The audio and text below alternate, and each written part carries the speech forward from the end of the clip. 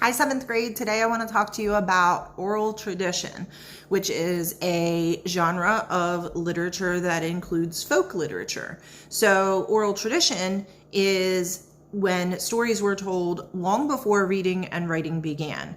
Native Americans would sit around the fire and they would tell stories of their hunt or stories of a great battle. And those are all oral tradition stories. And then those stories get handed down through the ages by word of mouth.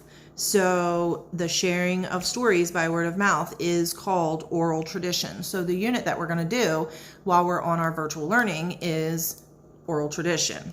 So this includes myths, legends, folk tales, fables.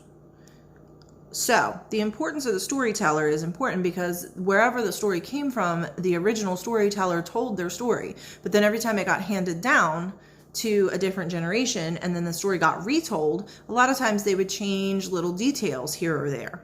Okay, so those details reflect the storyteller's cultural perspective or cultural context. When we taught you about historical context, it's kind of the same thing, but instead of what was going on in history, it's what culture is reflected in that folktale.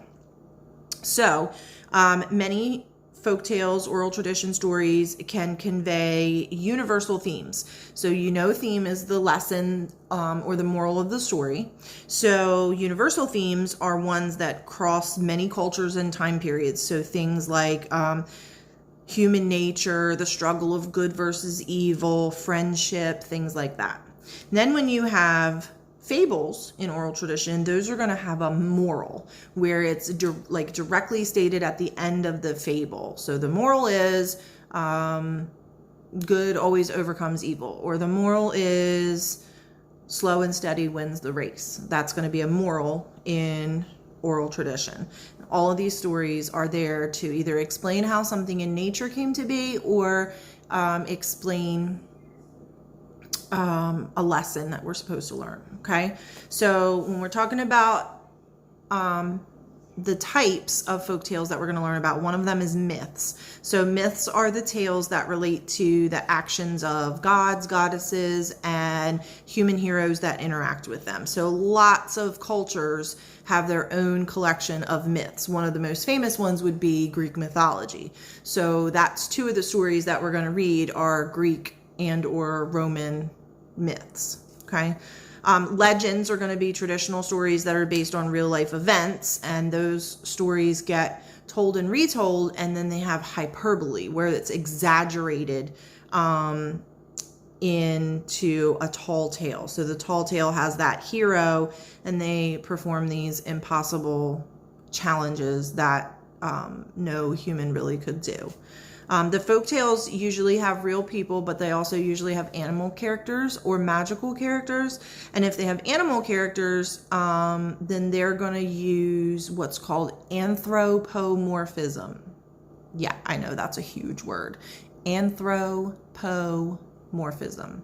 So anthropomorphism is when animals talk. It's just like personification for non-human objects, but it's for animals. So the animals are going to have human characteristics in those folk tales and also in fables. Something else that folk tales has is, that cultural perspective. So you're going to want to look for that. Okay. So when we're reading oral tradition stories, we're going to be looking at some clues to the theme. Just like when we did fiction at the beginning of the year and we looked at clues to theme, they're going to be there in oral tradition stories too. So we're going to look at plot. But the important things in a plot of an oral tradition story is there a journey or a quest that the character goes on? Is there a physical transformation of a character? Or is there a character who wears a disguise to hide their identity? Characters, you're going to need to look at if they have exaggerated talents or magical abilities or some kind of superhuman powers. You're going to look at the animal characters that have human traits, which again is called anthropomorphism. And then you're going to look at characters with one-sided or flat personalities and they never change. You're going to look at setting. We know that setting is the time and place of the action, so we're going to look at challenging or threatening landscapes. We're going to look at severe or unexpected weather. We're going to look at supernatural or magical worlds. Okay. We're also going to look for repetition and patterns. That's a big thing in oral tradition stories. So you're going to look for repetition of dialogue or a specific type of dialogue, like stories that start with once upon a time. You're going to look for a pattern of three, like the Three Little Pigs. And you're going to look for plot patterns like the breaking of a magical spell or a competition between two characters. Okay.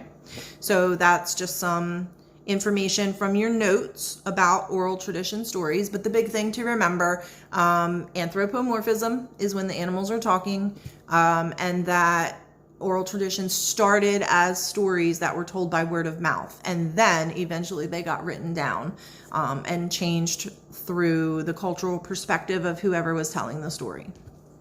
Okay, more to come.